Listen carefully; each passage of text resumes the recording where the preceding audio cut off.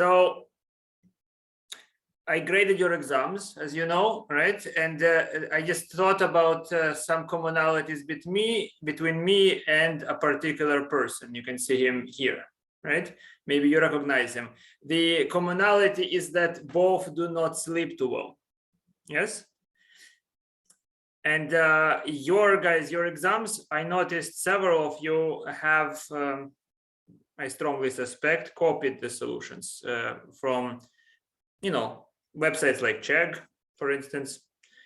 And I do not know if I will be bothering with that too much, but maybe if I get very annoyed for the next exam, I will play I'll play a roulette with you, right? Like we will just select a random number. And if you are suspected of having cheated on my exam, I will verify whether or not you understand any material at all, right? So avoid any suspicion of that sort. I give you plenty of time to do the exam, plenty, right? You can solve one question a day and you will be absolutely right. You can talk to me after class if something isn't clear. So I hope it's usually not a very tense atmosphere, correct? Not terribly tense. So let's not make it tenser. Now, did you see, I know at least 2 people actually bothered and looked at the exam. Yes? What about the rest of you? Have you opened it? You see, I wanted to see whether or not you actually will intend to do a question a day. I know 2 people are likely intending to do that. And the rest of you? Yes, you know where to find the English version, am I right?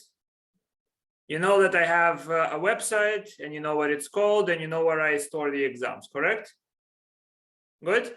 But why did I do that is there is one person that messaged me in German, so that one person that messaged me in German will be doing an exam in German, right?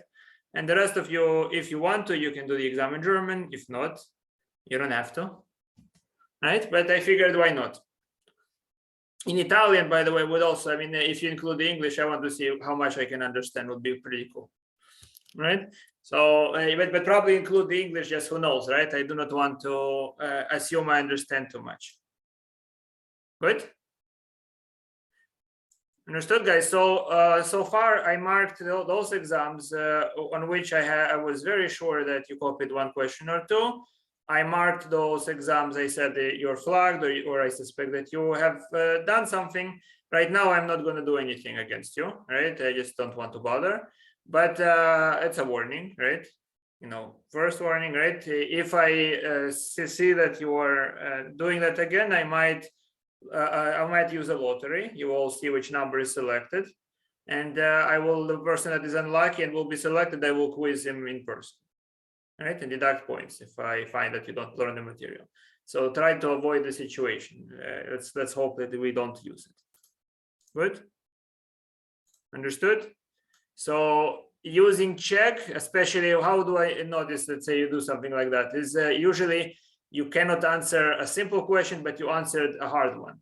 Or you answer the question, let's say I give you a request, go to the grocery store to get some milk. And what do? You take an airplane, fly to the Amazonas, take the boat, and then go back and then buy bread, right? So, I mean, what sort of solution is that? And when I see several people doing that, I think, interesting, right? They probably paid some very poor overworked guy to solve this question, or one person paid and the other just copied it off. My only regret about this exam is that I could not write it in Chinese. All right, let's now get, well, good. Let's now go to the lectures. And after class, guys, if you intend to stay, we have one round of what, when, where, I think an interesting question. And we can talk about the exam solutions. We can go each question one by one, or whichever questions you have time for. Good? Agreeable? If you want to stay. All right. So let's see what we have here. I think I really gave you some interesting questions. So you'll let me know, right? Some of them I really just could not sleep. Like what question can I ask for you to be entertained with? I mean, for the second exam, I forgot what I already asked for the first. Yes. So again, guys, here is the exam. One of them is in German, the other one is in English, so you can choose which one you like to submit. Yes.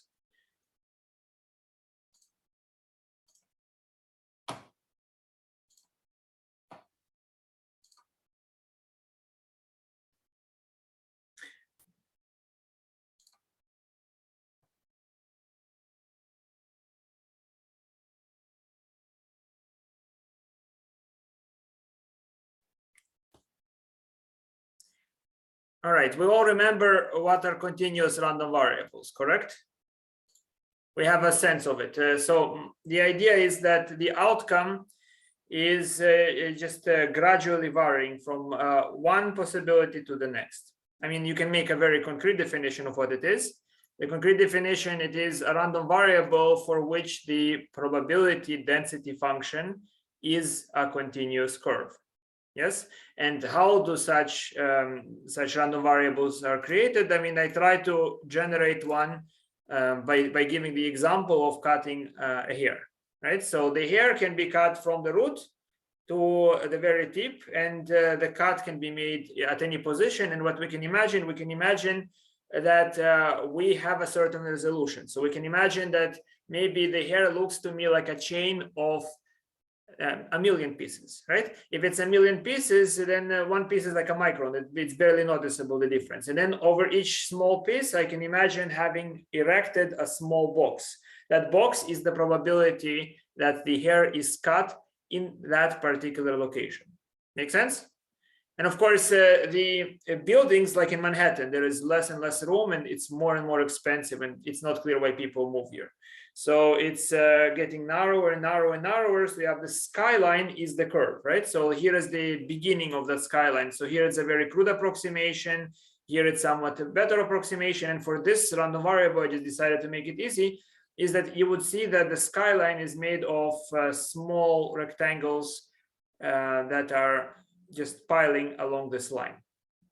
Right? Their tips generate this linear skyline. Yes?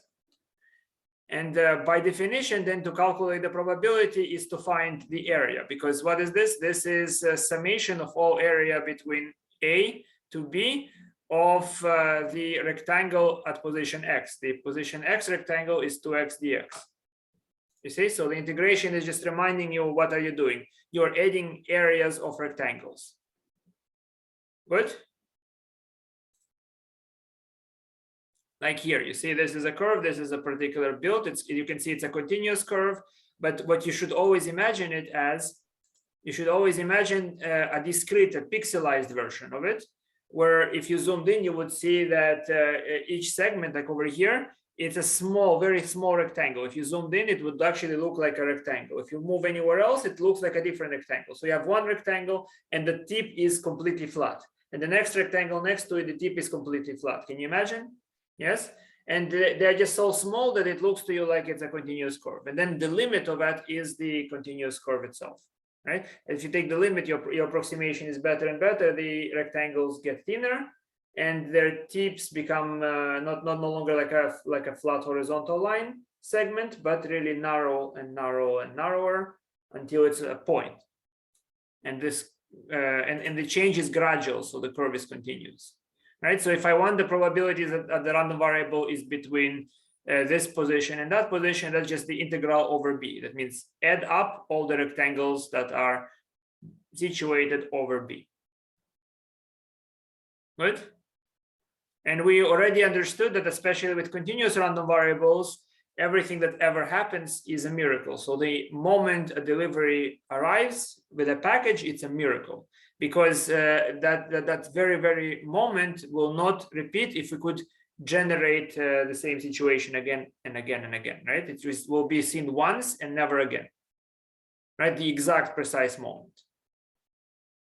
That's at least one way of looking at it. Radar offered another way of looking at it, is just by saying that really, when you think about it, it's not clear what you mean by a moment. But that's already maybe a perspective of physics, true or not, that's a different story. Just what is useful to solve those questions, what legend is useful for us to solve those questions, right? So yes, and then we solved this particular problem and began. What did we begin doing? We began calculating different probabilities. And we talked about the cumulative distribution. You remember? The cumulative distribution is very important because the cumulative distribution is the antiderivative, a particular antiderivative. That's the fundamental theorem of calculus, if you remember it here, right? So it plays a pretty big role in calculating probabilities in the context of continuous random variables.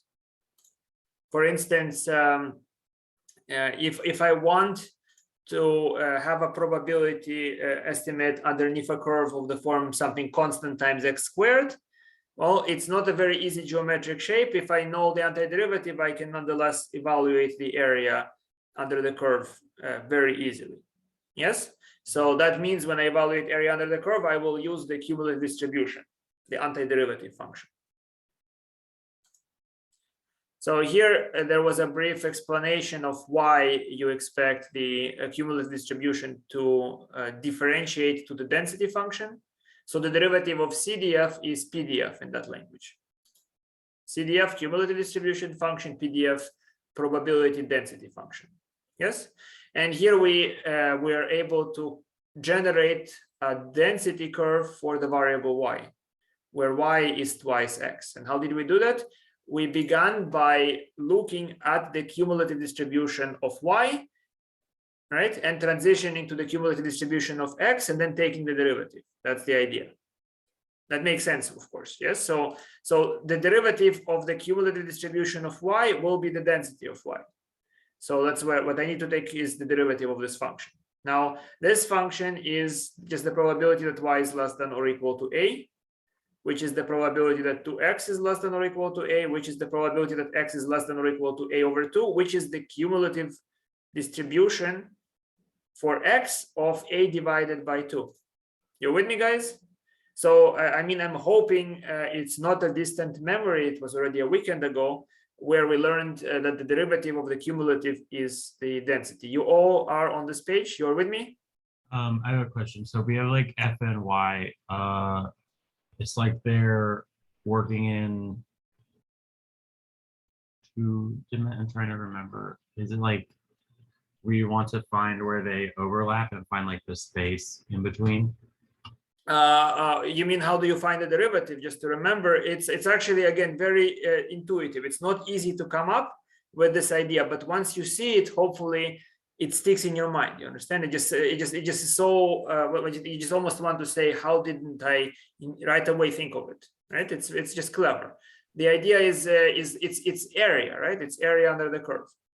Now, if you evaluate, so it's area from way back at the beginning to minus infinity to the point a, right? So this is the definition of the cumulative, right?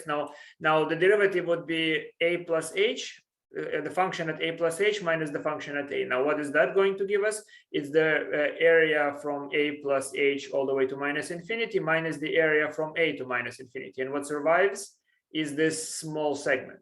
When h is small, the small segment, in part, it will only true, of course, if the curve is continuous. If the curve is continuous and h is small, within that small interval from a to a plus h, the elevation is essentially the same for all the points x. So f of x will be essentially f of a, which means you're looking at a rectangle. Are you with me, guys? You see the idea, right? So you cut a cake, from the frying pan or from the baking pan until a plus h, and then from the baking pan until a. And what you have is essentially this slice. Now, what's the area of the slice? The area of the slice, if h is small, is approximately the height, f of a, multiplied by h, which is the width. Do you see that? I mean, in this picture, it doesn't look to be true because you can definitely see a variation. You can see that if I select points closer to the end, I have a shorter height, a shorter altitude than if I do it, let's say, somewhere here. Right? But as h goes smaller, as h is smaller and smaller and smaller, you can see, let's say h is here, right? Then you can see it looks much more like a rectangle. And if h is even smaller, it will look much more like a rectangle. You have a precise proof in analysis. I'm not gonna go there, but the idea, it makes sense. If the function is continuous, h is small, f of x does not have much variability between a and a plus h. F of x is essentially the same altitude. So that means in the limit, it's sort of a rectangle. And so the area of the slice is simply f of a times h. And when you take the derivative, you divide, by definition, you divide by h. So it's f of a times h divided by h, which leaves you with f of a. Do you see? That's a pretty simple proof, correct? You see this, guys, here? So we just cancel it out and we're left with f of a, which is telling us that the derivative is f of a, just as we liked. Very important idea, guys. You have to really internalize it and it makes absolute sense to you, correct? Confirm. You can write a y or something just to show me that you are there.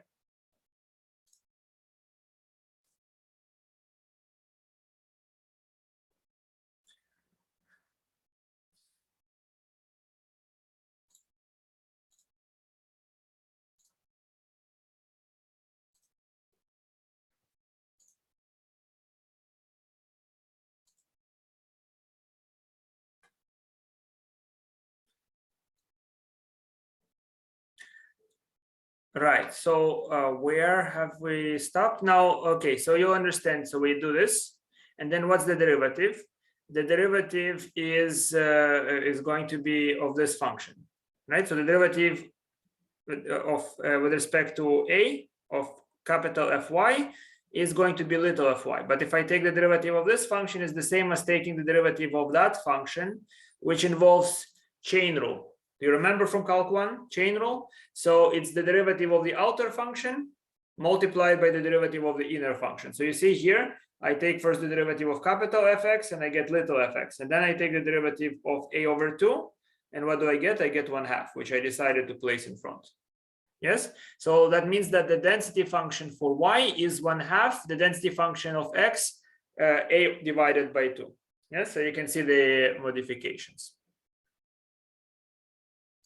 Yes.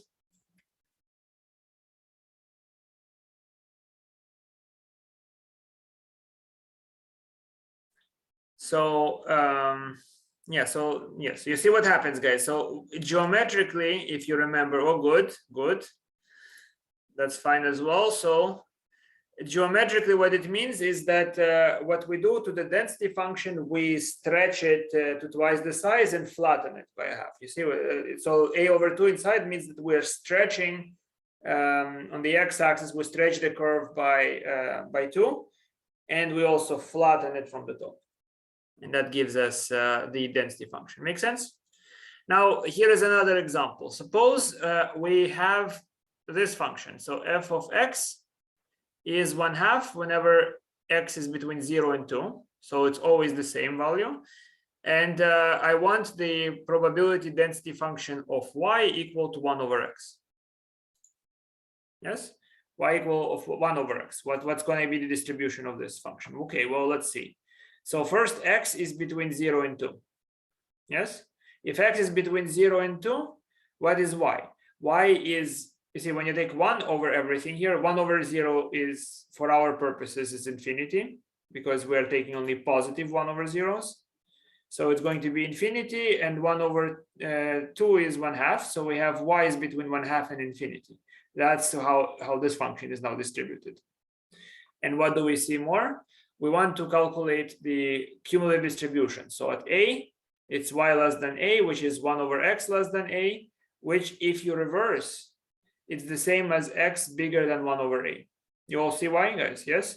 Just multiply by x, divide by a, you know, you can just, and then write, just flip it, just that's just how more convenient to write it, right? So it's like 1 is less than a times x, which means that x is less than 1 over a. X is bigger, sorry, than 1 over a. That's it. Right? A is positive.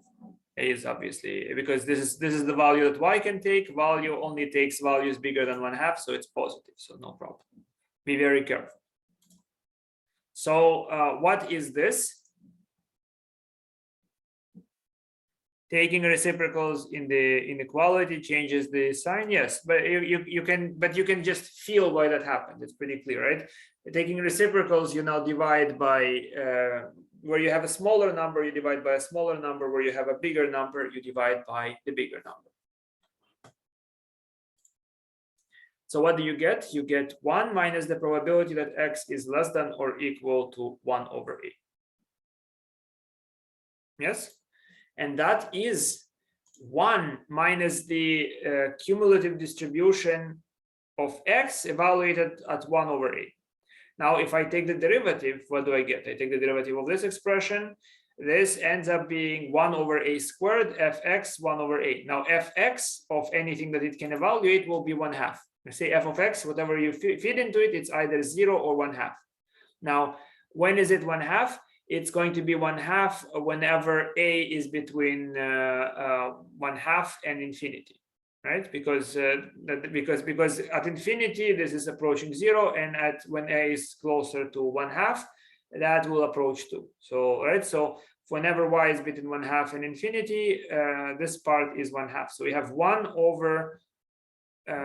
So it's 1/2 multiplied by 1 over a squared, which I here replace by y. So a is replaced by y. The answer is 1 over 2y squared, whenever y is between 1/2 and infinity, and 0 otherwise. Are you with me, guys? Yes?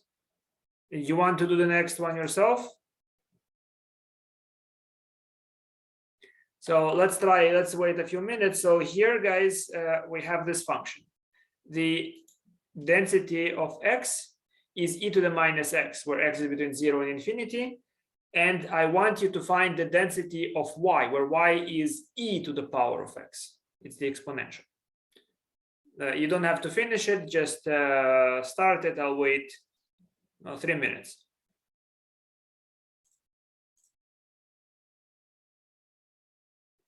Yes, Camille, that's correct for the previous question. I just replaced it by y because I mean a I just used as a dummy thing. You could have started with y if you preferred. It's not a problem. All right. I started with a. I decided let me start with some neutral number, but really the density is, you see this y underneath the f is just indicating it's the density of what random variable, but this is the input. It doesn't matter how you name the input.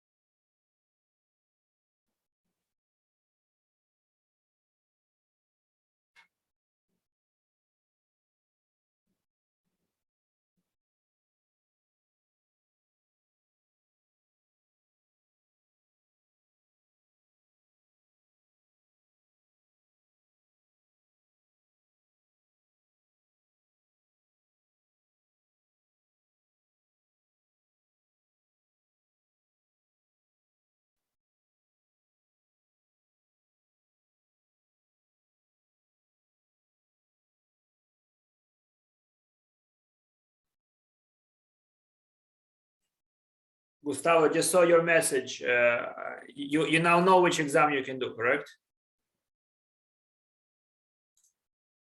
Yes, you're funny. I mean, I guess you can imagine anything of me, right? You can imagine I'll make you do an exam in Russian. I would like to.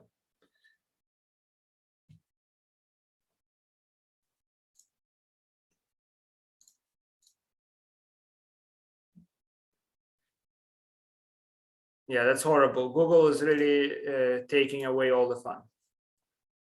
They're getting very good. They're making everything useless, right? I mean, this thing is soon going to be thinking instead of everyone.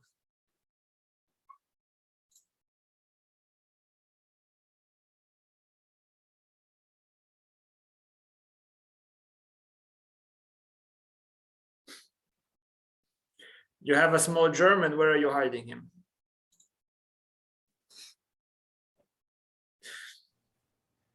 I haven't practiced my German since high school, so it's pretty bad.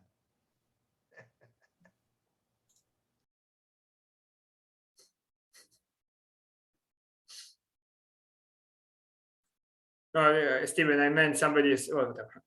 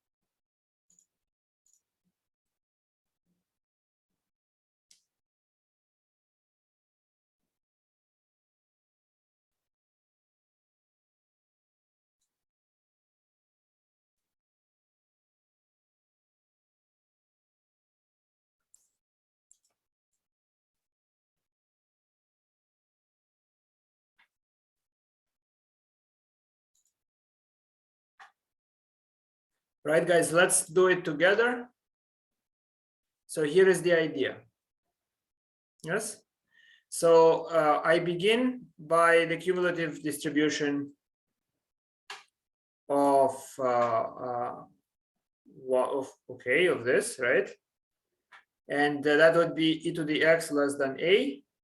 And then what do? I take logarithms. You see, again, let's take a look at a. What can a be? If it's e to the power of x, that always makes it positive, correct? So this a is just it's whatever value y can take. So it's a positive value.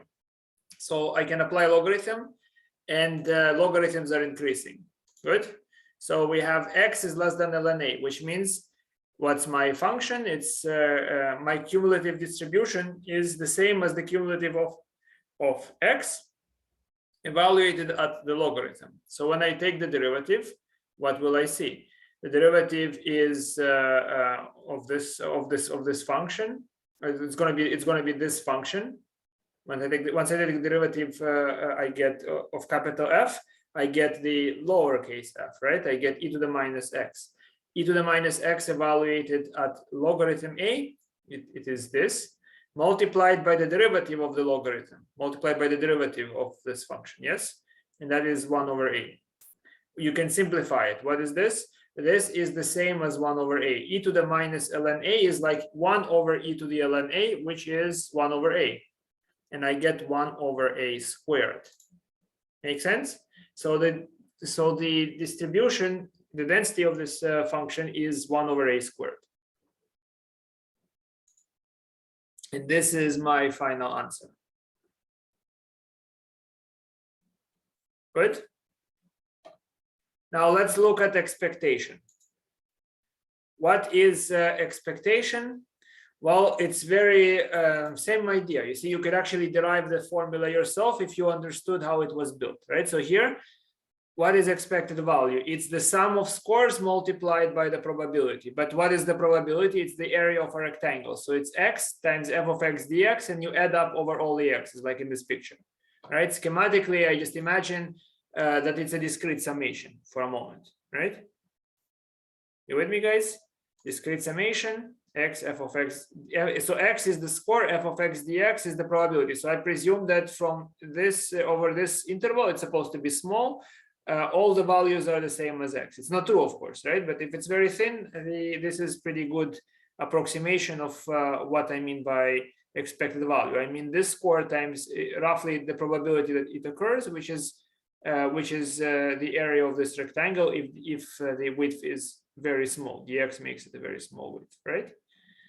So we have, this is the definition of expected value, just integral from minus infinity to infinity x of x times f of x dx. So for instance, if I want to calculate the expected value of this function, so this function is producing randomly a number between 0 and 1. Of course, not with equal likelihood. You see numbers closer to 1 are more likely. And we want to know on average what's going to be the average of those numbers. Yes, what's going to be the average of those numbers? That's what we're trying to understand.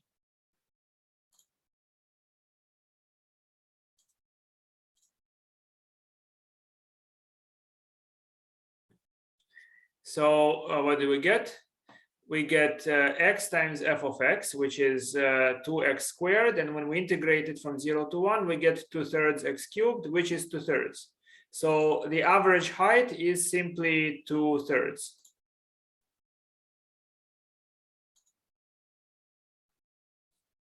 Good. So what about this one? So I want to calculate the expected value of not of x, but of e to the power of x. You see, so we can actually do it in several ways, and you might already suspect which ways they are.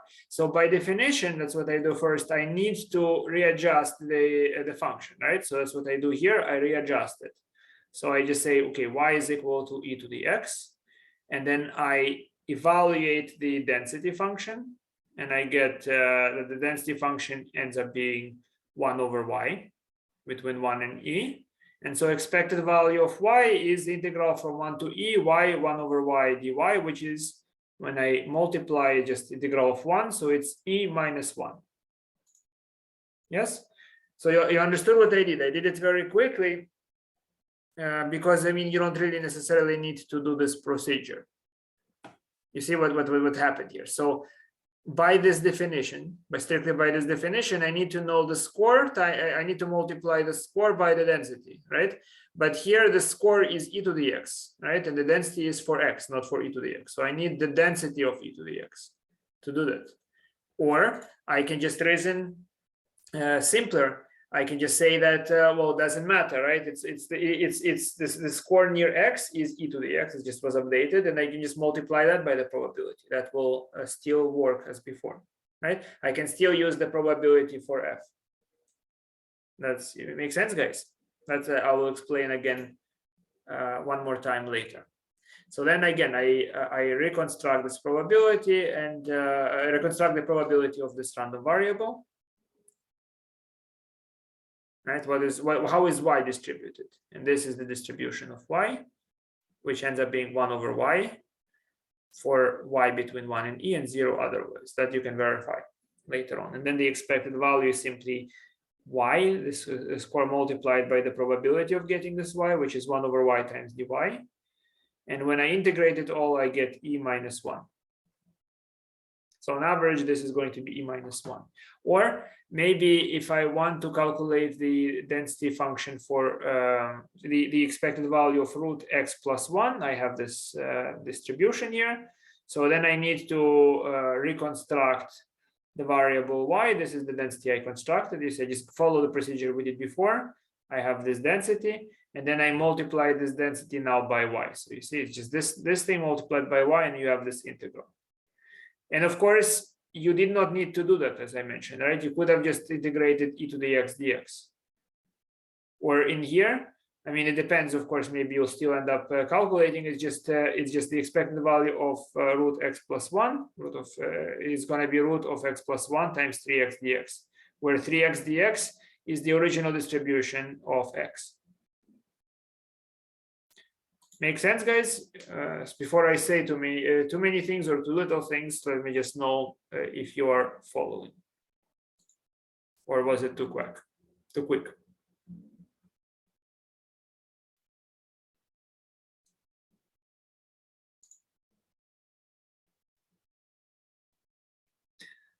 Okay. So I just try to not carry the calculations. Hopefully you'll see how they are, right? So this is the question. If I asked you to calculate the expected value of x, what would you do? You would multiply 1 by x and integrate from 0 to 1, correct? If I asked you to take the expected value, to compute the expected value of x. But what will you do if I asked you to calculate the expected value of e to the x? Yes? What will you do? Now, hopefully you can see that you have two options, right? Because if you think what is the expected value, it's the scores times probability. It doesn't matter what you do. You can arrange by either, it's the same table as we did. Remember, we had a table in the discrete case. We had the outcomes in the sample. We had the outcomes that x could take, and we had the outcomes that g of x could take. And we can calculate the expected value by organizing the table based on the outcomes that x can take or based on the outcomes that g can take. It's still the same exact thing here. Why is it still the same exact thing here? Because every continuous function, you can think of it, every continuous random variable, you can imagine it's approximated by a discrete random variable with many different values, many outputs. Make sense? So it's like a discrete with lots and lots of possible outputs, not 5, not 7, but millions of them, and many of them looking similar to one another. Make sense? In other words, guys, you should think of what's actually happening, right? So from my point of view, both continuous and discrete are very similar, right? So here is the picture for the continuous. Instead of imagining infinitely many values, what I imagine for the continuous random variable, I imagine that I have this full cake and it's made of finitely many slices. You see that I made the slice very thick, so I can imagine it's made of 5 slices, but that's a bad approximation. Imagine cutting this cake into very thin slices, hair thin slices, so you have 1,000,000 of them. That would be a very good approximation, correct? And then the expected value of that discrete random variable, where I say each slice is represented by the left point, or with which the slice begins. So for instance, this is the slice that represents x, right? So the probability of x is roughly the area of this region. Naturally, you have more values. It's not just exactly x, but the approximation is it's as if the value is x. Yes, so it's like x times the probability. So if I sum it all up, all the probabilities, I will get the expected value, a good approximation, and the limit is just the integral. Correct? Same thing is if I make those slices, it doesn't matter. This would be it will be g of x multiplied by the probability, right? Doesn't matter. I could still use x to organize. Does it make sense what I'm saying, guys?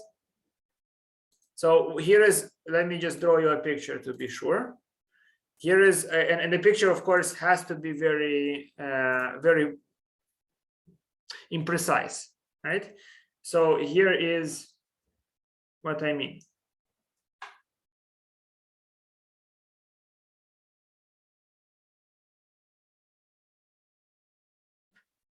So imagine this is A and this is B. So when I break it into slices, I can imagine very roughly that this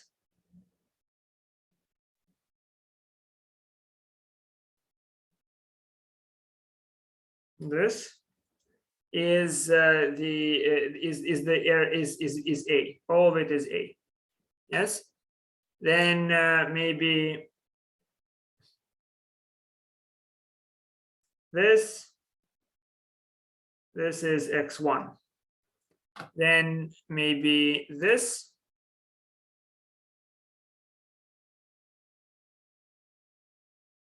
is x2, right? And then let's say this x3, and maybe the last one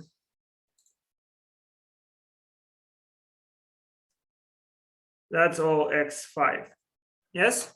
So of course, usually for this to be a good approximation, I will not have x1, x2, x3. I'll have millions of them, right?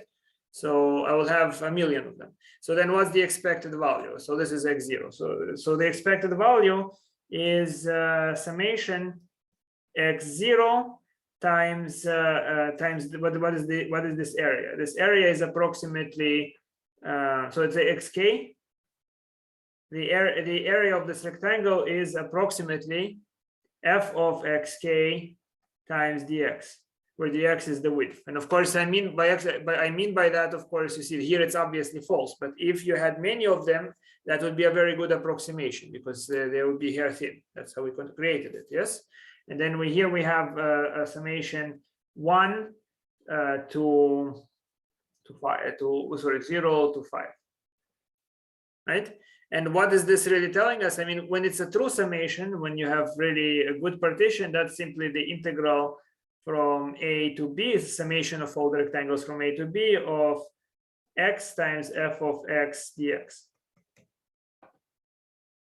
Very important, guys. Am I making sense? So I'm trying to say that when I look at a continuous random variable, I'm not scared of it. It looks just like a discrete variable to me. And since I tend to not think in concrete terms, I mean, it doesn't matter if it has many terms or few terms, the idea still is the same. Yes. Now, what would be the situation in the same? So in the same situation, if I now have a function, right? So for instance, maybe I don't want to sum up the values of x, but I want the values of x squared. Yes, I want the square of those values. Well, it doesn't matter. I mean, that means I just relabel those scores. So this score, x0 is relabeled as x0 squared. This score is relabeled as x1 squared. I just relabel it, right? So if I wanted the expected value of x squared, I could still use x. Let's say I could use x1, x2, x3, x5 to order the table, right? It can still be the same. So it would be this.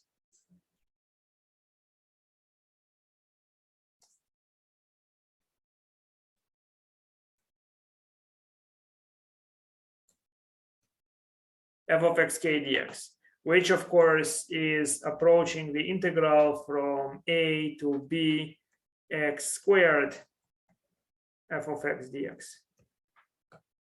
If the discrete random, here I used only 5 of them, but you understand, if I push it and I slice it into millions of segments, it would look like the summation for x squared f of x dx. Yes, so by doing Riemann sums, I can always view my my distribution as discrete if I want to. You're with me, guys? Make sense? Write y or something just to be sure that I am not missing anything here.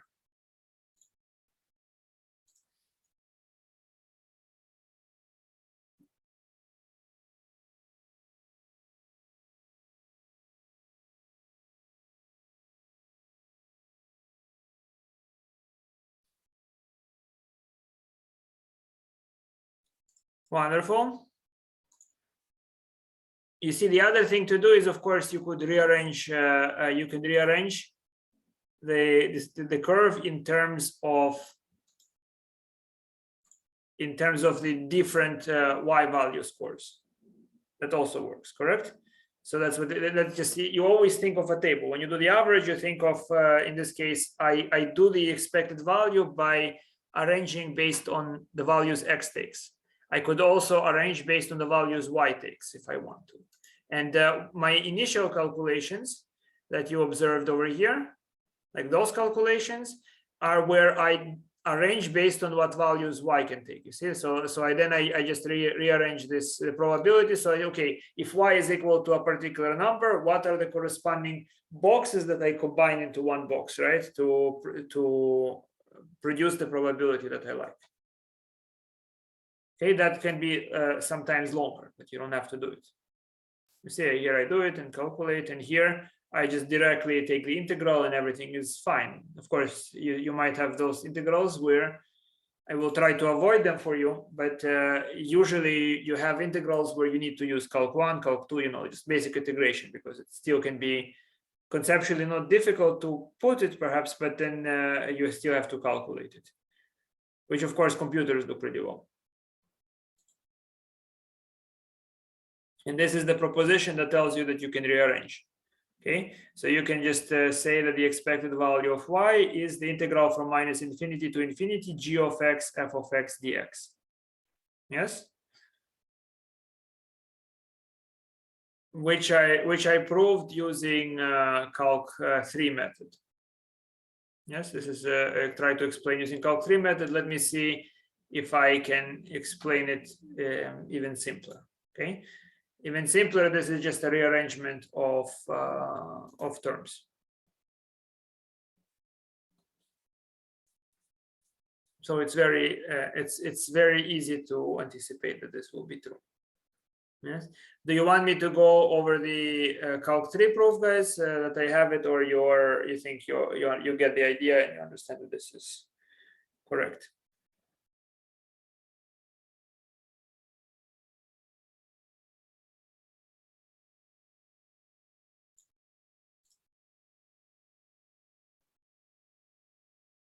And the others are undecided. You don't know what you want, right?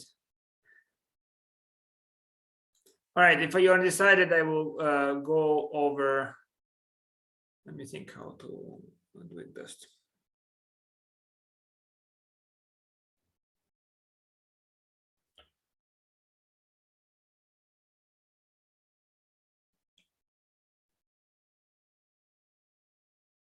Yes, all right. So let's look at this proof and then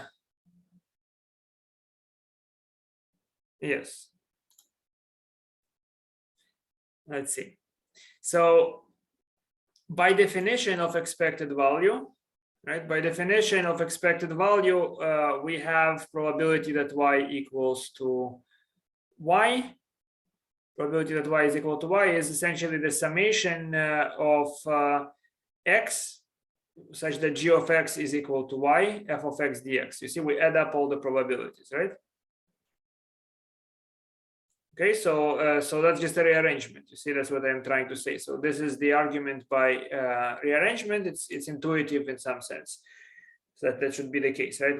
We want, roughly speaking, what is probability that y equals to y? I think of it as a discrete random variable, and this is just a problem of rearranging the summation. In other words, if I see a summation that where in multiple cases I multiply by the same value of y, maybe different values of x produce the same value of y, I can kind of group them together, right? And that's what this is. This is the grouping that I have. It just means that I take a bunch of columns in my table, or I take a bunch of rows and I collapse them together. I take several probabilities, I collapse them together. Now here is one thing that we would we can use calc 3 to prove it, to prove this arrangement kind of, and we can do it as follows. So first of all, observe that the expected value of y, it's by definition the integral of y times fy dy. Here I'm assuming y is non-negative for simplicity, so that means it's from 0 to infinity. We're doing that for a moment for the non-negative variables. And that is then what? Well, I can represent this integral in the following way. I can represent it as the integral from 0 to infinity, from 0 y d, and put the dx here. You see, because the dx will just integrate this part, and fy of y is just a constant with respect to x, so that would bring the y back down. Yes. So this integral represents a cake. Do you see what it represents? It means that for any value of y between 0 and infinity, here is the value of y between 0 and infinity, x varies from 0 to y. So x is no longer than y. This is the line y equals x. So that represents this region. Do you see that?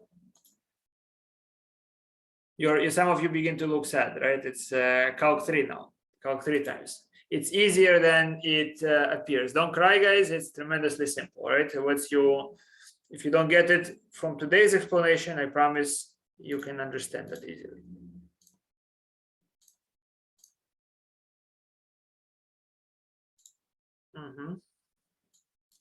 It's much easier than other ideas, I think. So what do we have? We can also represent this integral in an entirely different way. So what is this integral? This integral is the same as the integral. I can just change parameters. I can just describe it in terms of x. So now here x goes from 0 to infinity. That's what you see here. X is from 0 to infinity. And what is y? Y is from x to infinity. You see, so that's x to infinity. So I just described the same region, but I now slice it by vertical lines. Before I had horizontal blue lines, now I describe it by vertical red lines. Same thing, rearrangement, right? So here it is.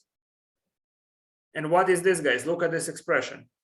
Integral from x to infinity fy of y is just the probability that y is bigger than x.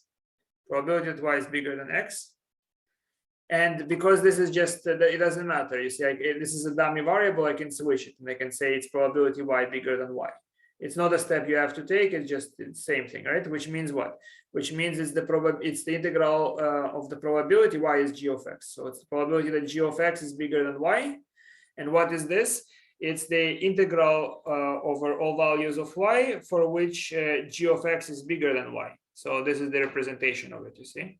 So here is a particular y, and this integral here, where x such that g of x is bigger than y, it just gathers those areas, right? So for a particular y, gather all those areas. So it's the integral over this region, this point, right? This point. So what is that equal to? That equals the integral from 0 to infinity, integral where x is such that g of x is bigger than y, which is, looking at this curve, it's just the same thing as the integral where x is between minus infinity and infinity, and y is between 0 and g of x, because you see y is smaller than g of x. So y is between 0 and it ends up at g of x. And that is integral from minus infinity to infinity, g of x, f of x. See, I told you it is easy. I don't think you got it, correct?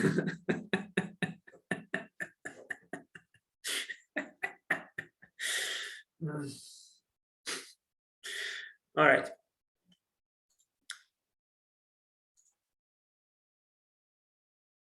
Yes, the last integral. Let me try again. It's good. Half is not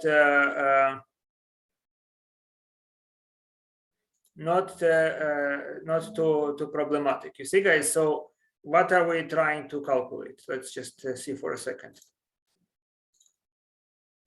So we want to calculate the so we have y is equal to some function g of x, right? And x has a density function f of x. Yes. So what is the expected value of y? The expected value of y by definition is, and I'm assuming, of course, in this case, I want to assume just for simplicity that that I actually selected a function that's always positive. Yes. So then the expected value of y is the integral from 0 to infinity y multiplied by fy y dy. Agreed?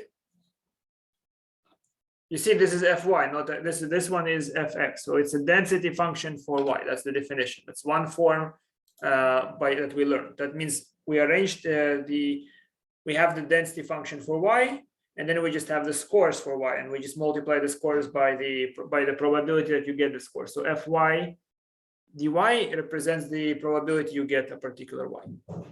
Yes? So what next? Next, I can make it into an integral that is a double integral. I can say, okay, this is the integral from 0 to infinity. And here I say it's the integral from 0 to y. Fy y dx dy. Do you agree? You see, because if I just take that, if I take the integral with respect to x, it just plugs in this y here. Yes. And so what next? Next, we're going to rearrange the summation. We're going to try to rearrange the summation. So what is this rearrangement? So what is this saying? So that tells me, that's with a frying pan, that tells me that give me a particular score of y. And for that particular score of y, the x extends not farther than y. Yes, so y is 0, x is 0, y is 1, x is up to 1, it's from 0 to 1, y is 12, x is from 0 to 12, you see? So and x is measured again like a horizontal segment, right? So for each y, I have a different horizontal slice. Now what am I describing? I'm describing, I call it a rectangular baking pan, sorry, a triangular baking pan. If you want, we can review those things, right? Just a triple integral there, right? So then how do I redescribe it? I can instead slice it by vertical slices. Yes, that's horizontal slices. So that this looks like this. This is the picture. Yes, but I want vertical slices. I want to slice it this way. Just changing the orientation. Yeah, good. And if you want, guys, we can review. I'm happy to. I'll try to re-explain those ideas. They are supposed to be, given, but I try to make it as self-sufficient as possible. It's not a hard idea, not at all. I think maybe if I say it the right way, you will get it very easily. So what is this? This is simply the same. Now, if I make x do that, right? So what happens if I make x do that, right? So by the way, I should have said it's x could be negative. It's only y that's well, doesn't matter. Let's say let's for a moment even say x is positive, just so we don't have to bother with it. So what we have here is then what's then the integral for x? The integral for x would be, let's say, from x is from 0 to infinity. That means, here's the x, right? 0 to infinity, and what is y? Y then has to start from x and to infinity. So y starts at x and to infinity. And then here we have fy dy dx. So far, good?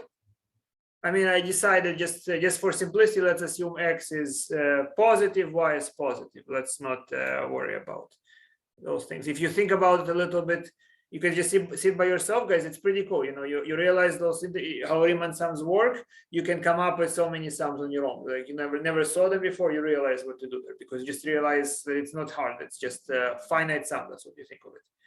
An approximation is a finite sum. It's just and then you take the limit and you have this integral.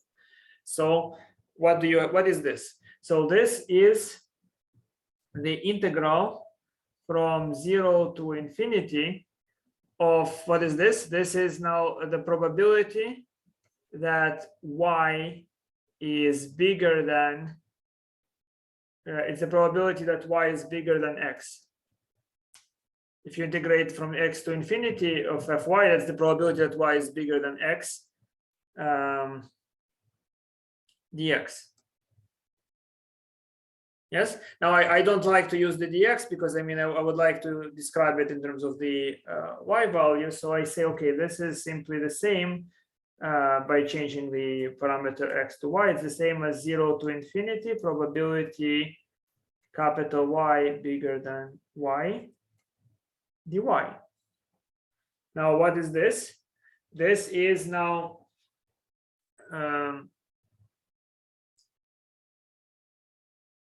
so this is now asking for the probability that y is bigger, integrate the probability that y is bigger than y, than little y. Yes? And what does it mean? That means that what is y? Y is g of x. So it's gx bigger than y. ui. Right? I'm asking for the probability that that g of x is bigger than some number. This is dy. Sorry.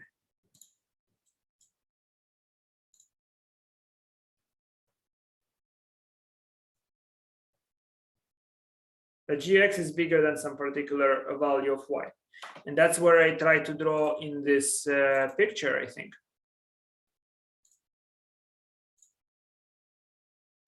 Right, so what does it mean that g of x is bigger than y? So here is the curve y equals to g of x. Right, curve y is equal to g of x, and then for any given value of y, I'm integrating over all the y's, right? So for any given value of y, I want to know which g of x are bigger than y and integrate, right? So g of x bigger than y means here. You see that it means g of x is above y. So it's those regions, you see. So it's g of x bigger than y. It's here are the g of x's that are bigger than y. Here they are, and the integral, right? So the integral is of what the probability that g of x is bigger than y. It's the summation of all the x that contribute to it. So it's f of x dx. It represents a particular x. That's the probability of this particular x, right? Times dy is from that integration, right? So just add those things up, and then I just rearrange the. I make another rearrangement. Again, one more rearrangement, switch x and y, because in this form you see those horizontal slices. I prefer vertical slices. They are much easier to reason with. So that means that it's now an integral from minus infinity to infinity, integral from 0 to g of x, f of x dy dx. But again, maybe I tortured you too much with this thing, because I don't think in terms of for this particular question, I think much simpler.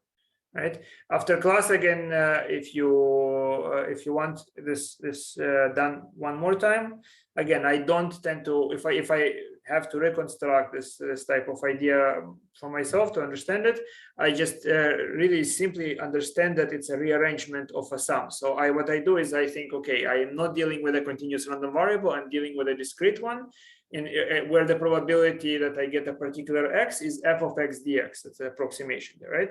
And then I just rearrange the summation and I see what it should be. Yes. So I see the result. Yes.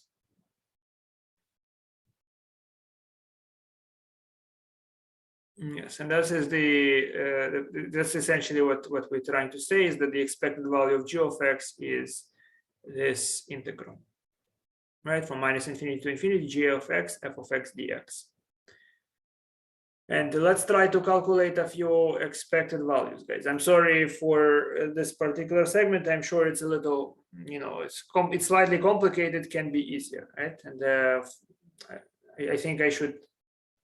Yeah, sure. I will. Whatever. I mean, I try to explain the rearrangement, but maybe I should give you a chart of it, so maybe you'll see it again better. So a stick of length 1 is split at a point x that is uniformly distributed over the interval from 0 to 1.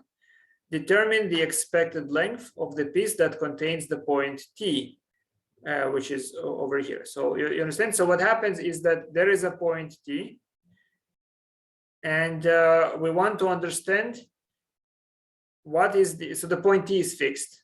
Just pick up a point t anywhere you like, you fix it. And as a function of t, I want to know the length of the stick that will contain this point. And the stick is split uniformly between 0 and 1.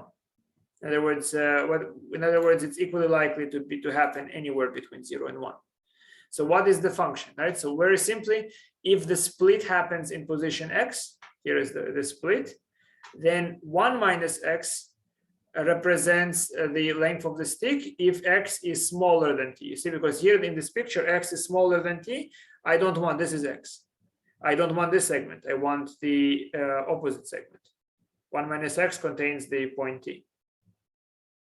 Yeah, the length of this segment is 1 minus x. The length is always, the length of the cut from 0 to x is, this length is x. So, and of course, if x is bigger than t, if x were here, then I just take the x segment. So here is the function that I want to integrate. Now, what's the expected value? We don't need to rearrange anything. We can use the distribution of x, which is just 1 whenever x is between 0 and 1. It's the same, right? Because the integral of 1 from 0 to 1 is equal to 1. So that's properly the right density. But you see that it had to be a constant function. If the probability of picking any breaking point is equally likely, right?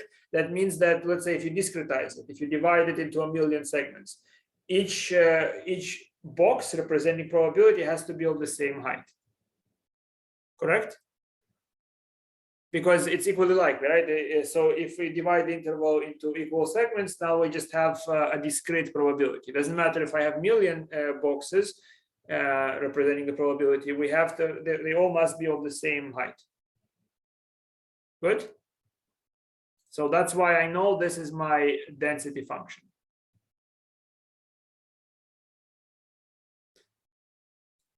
And what is the expected value? I just don't need to do anything. I can multiply the function by the original density function. So what do we get? We get integral from 0 to t, 1 minus x dx. That's this. Plus integral from t to 1 of x dx. Because, I mean, the function changes, so I need to break it up, right? So what do we get? We get that this is the solution. And it's maximized when t is 1/2. So in other words, the expected length is going to be as big as possible when t is exactly in the middle, as you can easily verify. You see, it's 1/2 plus t times 1 minus t, right? That's the expected, they say maximal, I think. Oh, yes, that's right. Because this number, t times 1 minus t, the biggest thing it can be is equal to 1/4. This can at most equal to 1/4. And it will equal to 1/4 when t is 1/2. And here is another example. The place where an accident occurs is a random variable x with probability density function 2x, when x is between 0 and 1. Right? And 0 otherwise. So we want to construct a hospital to be placed somewhere on this road so that the distance to the hospital is as short as possible, so that the ambulance will deliver the injured person as fast as possible. Where should the hospital be placed? Yes. So we know the probability. We know how the accidents are distributed based on this density. So then what do we know? So let's say we place the hospital in position Q, and x represents the position of the accident. So the distance to the hospital, if x is smaller than q, is q minus x, right? Q minus x is the distance. And it's x minus q if x is bigger than q. If x were here, it's x minus q, correct? So what's the expected value? The expected value is the integral from 0 to q of q minus x times 2x plus the integral from q to 1 x minus q to x. Yes? And when I evaluate it, which is this basic integration, evaluating it, you get this number. And I simply call it expected value if you selected q. This is this value that you obtain. Now I take the derivative and set it equal to 0. I get this negative point, negative 1 over root 2 and 1 over root 2. And I use the derivative test to see that here you can see plus plus plus means the distance is increasing, then it stops increasing when the distance decreases.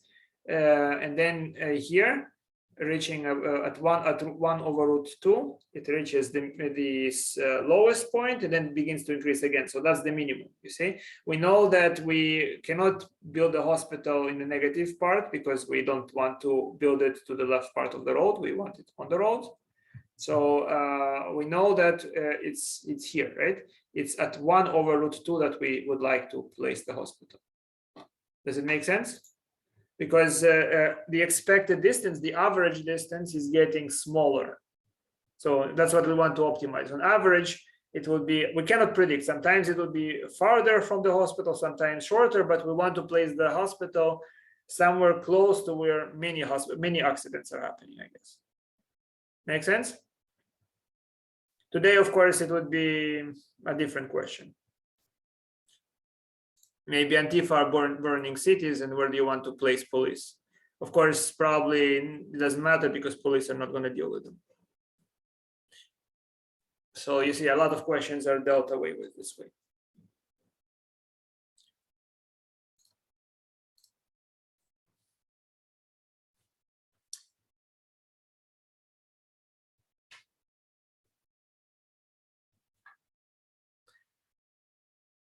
Oh, here is a question that I never use in practice, right? Because it involves also lots of statistics.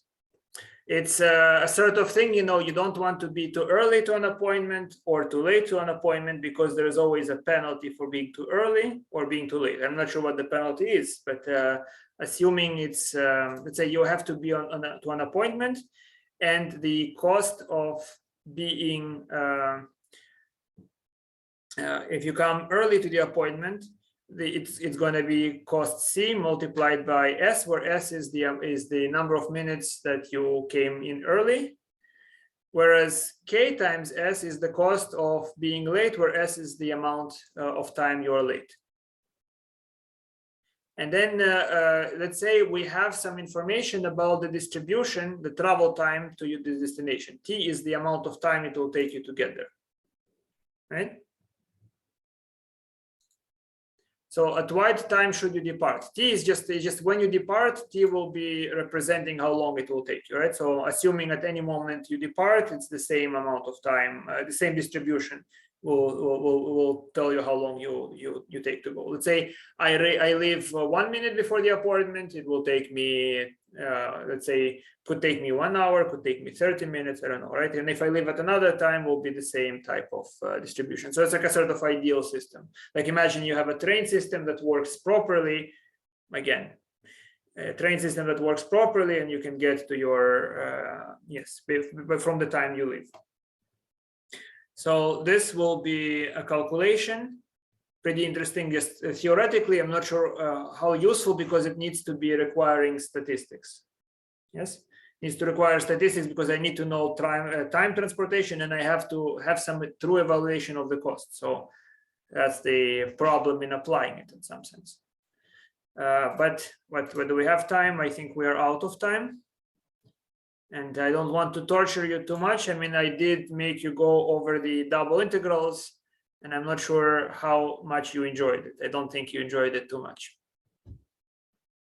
So what do we do now, guys? Would you like to play one round of what, when, where? And then afterwards, it's like a small break. If you would like to talk about the first exam or you have other questions, we will address those questions. Again, make sure to look at exam number 2 and try to solve questions as soon as possible. I did not know, I'm not sure what's your preference. I mean, apparently some people don't like to solve hard questions. So I decided to leave 3 or so that are easy, I think easy, right? Which I don't know. I mean, I hope you're not disappointed by them, but look through all of them.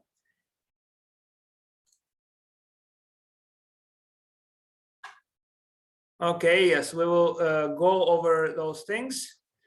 1 second, so I'll stop recording, or I'll pause recording.